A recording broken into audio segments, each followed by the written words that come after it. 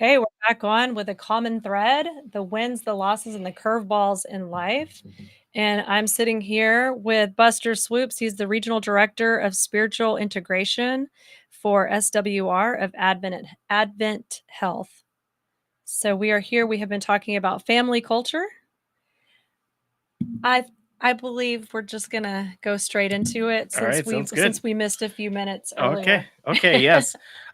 Yeah. So I remember we ended with saying that there's some negative things about family culture, or not having all the pieces together. I should say.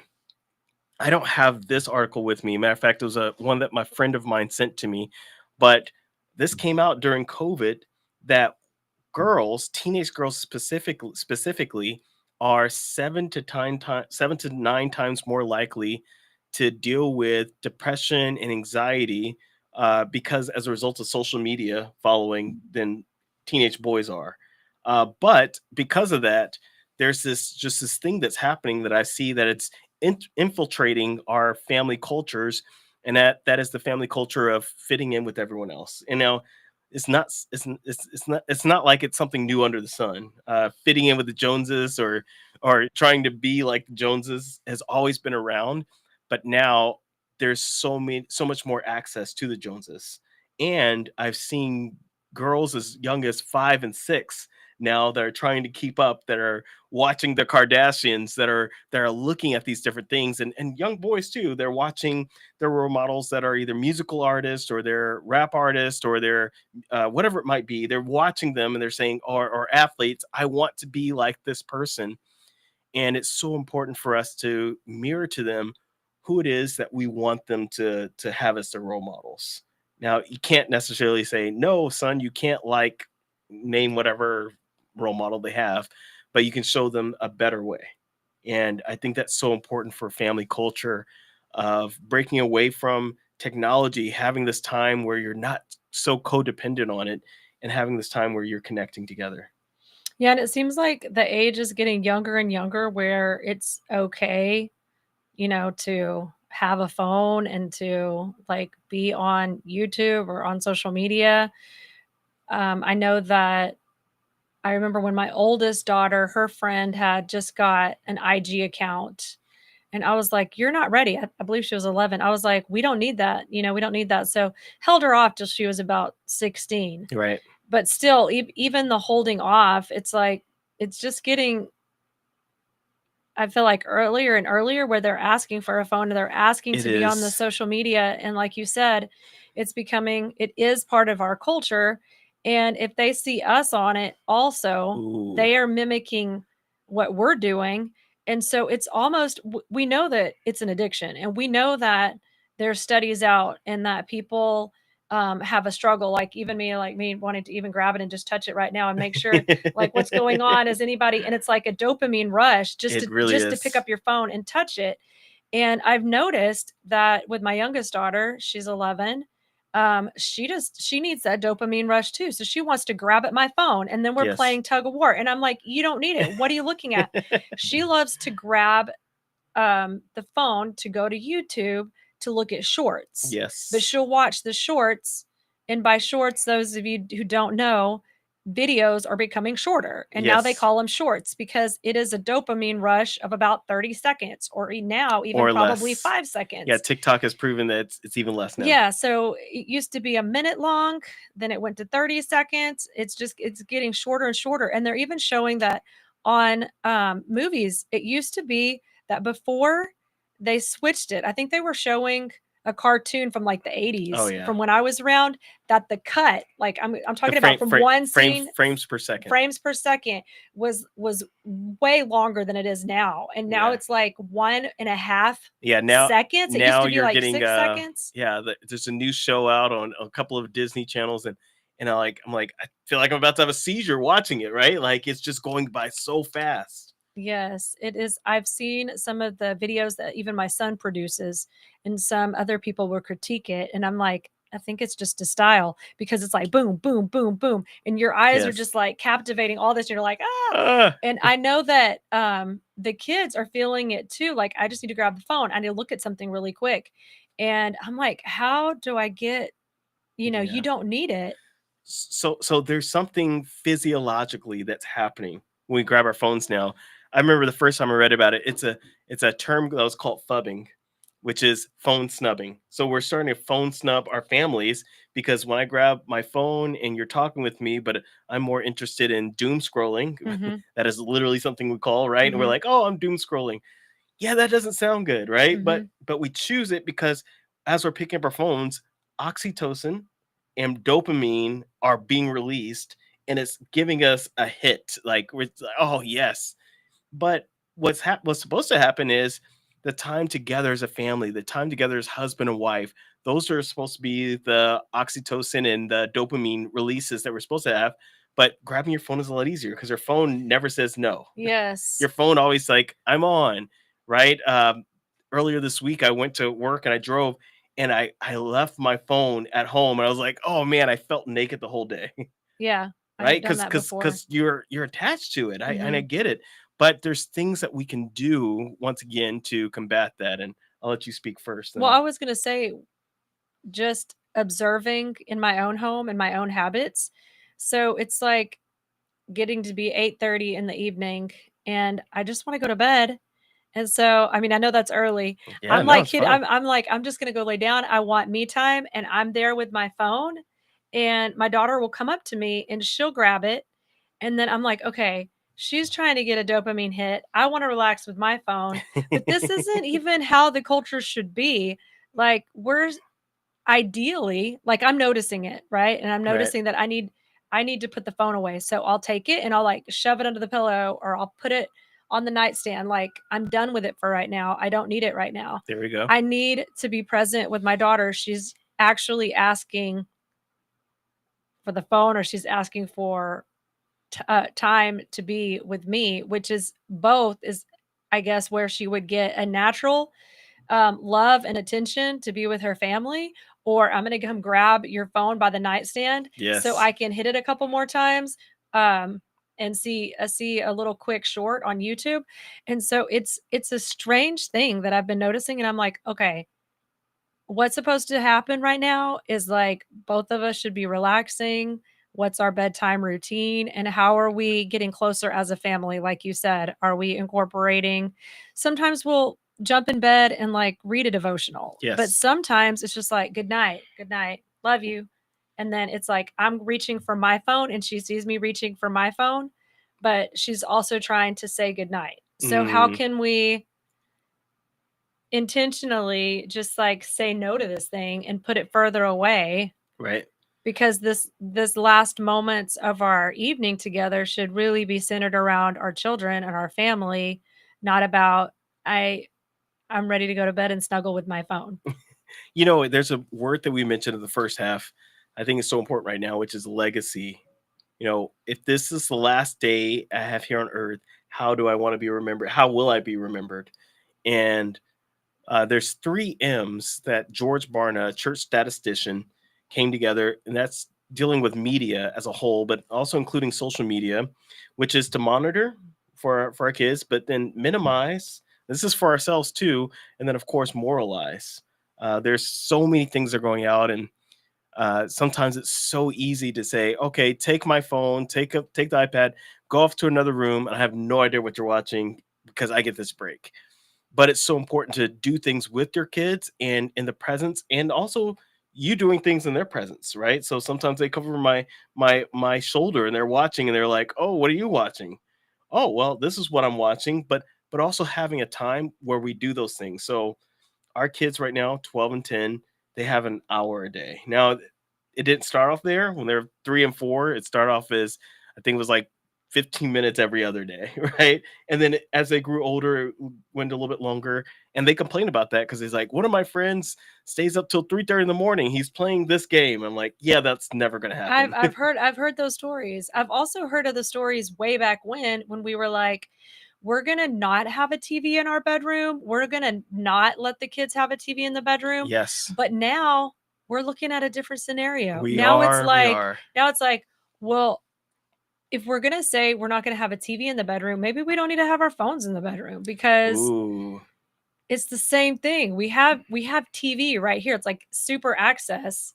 And Yeah, it has become out of control for all of us, and it's just like watching our family and seeing like this isn't what I want for our family. You This isn't how I want to spend the moments. I'm not going political here at all, but Charlie Kirk has a book that's coming out, and it's on the Sabbath, and he highly recommends in this well, in a couple of interviews I watched of him, having a day a week where you turn off your cell phone and leaving it off for a full day, for a full 24-hour period. There's a book that I read uh man, this is probably 5 years ago, but by John Mark Comer, called The Ruthless Elimination of Hurry. And he is also someone who is a non-denominational pastor, but he turns off his cell phone, and he and his entire family, they place their cell phones in a shoebox for 24, or no, for the from Friday sundown till Saturday sundown, so that full time period it's off and they don't turn it back on. And I think that's something that learning how to deal without, and it's almost like a diet, right? Hmm. If you just eat whatever you want to eat, yeah, you're not going to be as healthy as you want, but you're watching what comes into your body. And sometimes the best way to do that is through fasting. And so I highly recommend a phone fast, a media fast, television fast, where, and hopefully it's that one day a week for us. It is the Sabbath. We could, I feel like we could spend probably 3 hours just on this topic alone of We like really social can. media and the phone. I will say something that I learned recently about the phone is the light that's on the phone, Yeah, and that, the blue people light. are suffering from insomnia. It Yes, could be that we're having caffeine, but it could be that instead of going to bed with the natural sundown light, is fading and we're turning off all the lights, blue light's when we're affecting when we're us. looking at the blue light on our phone, it's like triggering something, and maybe that's not letting us sleep at night. Yeah. Just a side note. And by the way, they have glasses to combat that. Those are yellow lens glasses that can help the blue light, right? Or you could just turn off the cell phone. So I have a alarm on my phone. And it goes off at 9:15. It's a reminder to get off the phone, stay off the phone. And usually I'm in bed by 9:30 and I'm asleep by 10. So when it goes off, that's also my time to have my deeper devotion. I used to have it early in the morning, but I'm groggy. But I'm more refreshed and awake and ready about 9:15 to have it. So uh, the thing is, once again, intentionality. What do you want your family to be like? What do you want to be like? Coming together with some goals as a family. That was really cool for us. Not I love necessarily, that. yeah, not necessarily our family goals, but uh, coming up with three personal goals. And my daughter had the hardest time. She's like, I can only think of two. I'm like, wait, that's all you need to do. My wife, like, okay, I think these sound silly. No, those don't sound silly. Those are great. And then I had 10 because that's kind of who I am, right? And but then coming back 3 months later and holding each other accountable, like, hey, how are those goals going? And then actually having some family goals too. What do we want to accomplish in the next 3 months? I think that is so important. We had this discussion with our family a few years back, and I was talking to my husband. I was like, what to like? Of course, we love Jesus, and we're trying to serve Him, and we're Yes. trying to be this family. Because I know you're a pastor, it makes it, a little bit. I would say a little bit harder, just because maybe there's more eyes on you, and so, um, you know, it's respectful that, you want to be this example for others, but it's also like the weight and maybe some unseen weight on your family or your wife. But it's so important to have these goals, because I remember talking to my husband about it, like, what direction, like, we know the direction is heaven, we know the goal is heaven, Yes. but like our family, what can we look forward to? For example, like a goal, if the goal is, we would like to do a mission trip, or we want to do a mission project. If we have that goal, then what are we doing every day to reach that goal? And it makes your family kind of turn into direction, so that you can start, I guess, looking at something, Mm-hmm. and that you're all maybe on the same page as a family together. So Yeah. it's like, what is mom and dad doing? Oh, we're, and fill in the blank. And oh, that's why they're doing it, because we have this goal. Yeah, what's really cool about the goals that we set were, some of them were physical, right? So like one of mine was, I wanted to get my mile time with like by to like 8 minutes, right? My son's was, I want to be able to dunk on the 9 foot goal, and so I'm like, hey, how's that goal coming along? But one of the things it did is got him away from the screens and got him Mhm. more towards doing some of those things. My daughter was she wants to start selling some of her artwork. It's she sold a couple of things to her classmates for $1. That's so Hey, there good. you go. But and then the overall family ones where we want to have something that we do once a quarter that's outside of our family for someone else. And I asked them, just a matter of fact, last week, like, hey, what have we done? Well, nothing yet. Well, what can we do? And we decided to do something. We're going to do that this Sunday. So it's cool seeing those things come to fruition. But once again, the word of the hour is intentionality. Very good. I I like the thought of just like a business would, writing out the business proposal, writing out the title, writing out the what is it? Not the motto, maybe? Yes, the motto. The Yeah. motto. Yep. So, like, Or the your vision statement, whatever it might be. vision statement, like, your here is your your last name, Swoopes, Hmm. and then what is your vision for your family? Because we we think this is only something that a business would do, but our family can really create this culture, and, I mean, just so they could see it, you might put it somewhere. I like when I see people writing, like, Bible verses all over their house because Yes. they wanna remember this verse or they wanna keep it in their mind, and so if the family knows, like, this is the legacy that we want to leave, or this is what we want to be known for, and everybody in the house knows that, then you're all working towards that goal, and like you said, it's going to be beneficial because it might get us off the phone and it might get us off of doing some of these things that aren't really heaven centered. Like, our goal is heaven, and how can we make our home a place that's inviting and peaceful? How can we create that environment so that others are attracted to that? Yes.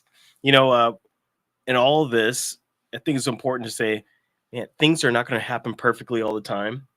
So I like following the 80-20-20 rule, which is 80% of the time it can happen, and 20%, ask for forgiveness or do things, do be willing to be flexible.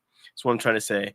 And one of the things that's so important, and I don't know why we didn't mention it until now, but it's so important for family culture is we try to have dinner together as often as possible. That's a good one. Yeah, so sitting down together at the table, leaving technology off, turning television off, turning the cell phones or putting cell phones away, and coming together and checking in on one another during that time. There's bonding that happens, and when we're out at restaurants, we don't go out to eat super often, but when we do, turning off making sure the cell phone is away, and we're actually looking at each other and asking each other, how was your week, and what does this taste like, and enjoying each other's presence. There will be a day where something will happen, and either I'm gone, my wife will be gone, and I want them to cherish these moments to where we were together, and that they will continue that legacy of being together with their families. I wish we had some statistics on this just because I feel like if you asked so many families with young children, they would say they don't have that time. Yeah. And it I think we're so busy. Everybody, like, if you had your hobbies going on, your wife had her hobbies going on, then we've gotta get so and so to soccer, or whatever. All these things are not bad. Yeah. We're just over busy and over rushed, and so just that used to be a given, that people would have meals together. It used to You would be be able to sit down and have breakfast together. Lunch, not so much, but then you come back together for that for dinner. for dinner, and that's such an important time. Like you said, put away the cell phone so we can dialogue, and if you haven't practiced that, it might be kind of awkward, putting the phones away and actually talking to each other over a meal. I like I don't know if you remember from way back in the day, it used to be a little bread box that people would set on their table. It was like a little Uh, plastic bread box. I have one of those dumped into, a glass jar, so you mm, can just, like, pull out a verse that might trigger a thought, but you could mm, also do like you said, you could also just what was it that you said? You a, had a thought? a question a day. A question a day? Yeah. So that's a perfect time at the dinner table to pull out one Yes. of those. I have an article here from 2002, and it's called "Family Strengths: Often Overlooked but Real" by Kristen Anderson Moore, who has her PhD. But she said here in this article that this is 2002, that 72% of families were actually eating together at that time. And so she said it's not as bad as we thought it was, but I now in 2025, I really do wonder. I was looking, I couldn't really find any data on it, but hey, maybe you can find it and email us or not email us, but look us up on social media. Tell us what that number is. But I fear that it's probably in the 50s, 60s. Mhm. And what's happening now is a lot of families are grabbing their bowls and they're going to their rooms. They're hanging out with their friends. They're chatting while they're playing games, or mom and dad are getting work done. They're in different segments. Come together, intentionally do it together. And if you're like, man, we're not doing that, it's going to be awkward. Tell your kids why you're doing it. Say, I love you guys so much, and I realize that we've grown distant. It's not too late for us to be close again, and I want to be close with you while I have you now. Before you go off to college, before you go off to high school again, whatever it might be, I want us to be close now because I love you and I want to spend time with you because I value you. Our favorite time as a family is Friday night. Mm, So, I've tried to make it simple because I remember growing up, it was kinda stressful. yes. So, I just do fruit salad and, I'll pick up some challah bread from the grocery store. Ooh. If I can't find that, I'll just get rolls, but I try to make it like treats and, like, finger foods Mm. and very easy for Friday night. We light the candles, and they know that that meal is like that one we're not gonna sacrifice unless we have to be at a church function on that Friday night, but most every Friday night, it's definitely family and time for us to just be together and look into each other's eyes and no cell phones. I love that. Well, one of the things my kids get out of school after I get out of work, and my wife teaches at the same school that they attend, and so I get off work as early as I can, and I get to the house and I clean, and so that they don't have to worry about that. And my wife's like, well, we also have to teach them the culture of cleaning for themselves. So now I leave them their bathroom and they clean it, but I intentionally do that to where it's not going to be stressful, and I'll Mhm. go through the stress so that you can come and you can just enjoy the joy of the Sabbath. You can enjoy this time where we turn off the cell phones and everything else. And Friday nights we usually go a little bit longer for our devotionals, just so we can connect in and check in and ask, "What are you grateful for?" So what else? What are some other things for, family culture that we can do? As we're ending our time here, getting close to it, I think it's once again not just about what you think should happen, but really ask your kids. And I think you might be surprised. Ask your spouse, what do you want our family to look like in 10 years? That's one of the questions I asked. In 10 years, what will our family look like? And we'll still be close. We might be living in a different city, but we're still going to be close. And like, wow, how old will you be at that time? And it's just really getting them to think, oh, I'll be 22 at that time. And my daughter's like, oh, I'll be 20. Like, you'll be in the midst of college. You'll probably be graduating, right? But helping them to realize that those things are happening. And once again, I know I keep saying it, but intentionality. And intentionality doesn't mean perfection, but it does mean progression. And so progress with your family, not apart from them, but with them. It's so important to mirror that, but also to live it out. That's very good. So I have, um, because we just have a little time left, this is insight from Ellen White, and it talks about major themes for families, and just some of the things that I really think are good. Make God the center of your family. That could be part of the culture Hmm. is making God the center. Um, and then that unity. I think one thing that unifies our family is going back and looking at photos Oh and watching yes. videos. Oh yes. That can be a time where you gather to do that. I think that's one of my favorite times. And as a family, I'm sure you have inside jokes that Oh nobody else yes. understands. Too many. And those are fun to Yes. like you could say it and nobody else will know what is he talking about, but your kids will Why they laugh. why are they all giggling, right? Yeah, your kids will laugh and they'll just remember just from like a phrase or because we've got numerous in our family and it Yes. kind of just holds us together and it's kind of like almost a password or an inside Mm, inside thing that, there we go. so, and just to keep the family close. Um, Another thing that Ellen White, she talks about making God the center, seeking the unity. One thing is what you had mentioned, prioritizing character development. Yes, so Um, important. and then you said, where you were cleaning, um, but your wife was asking for some shared responsibility. So she Yes, yes, mentions that, just yes. making sure everybody's kind of sharing, and minimizing the family stressors. I think Mm. that's a huge one, and just creating that environment. Yeah, and that's the thing. You can shape this world, and just truly asking yourself, man, I don't think so many people realize this, that on your deathbed, and this is going to be really sad to say, but your coworkers won't be there, your friends possibly, but guaranteed your family will be there, and really honoring them and caring about what their opinions are, and we spend most of our time at work. I'm asking you, please make that time that you have at home meaningful and intentional with love, care, and devotion. Wonderful. We thank you for joining us. We want you to come back next week. And I'm just going to say our closing words, keep looking up.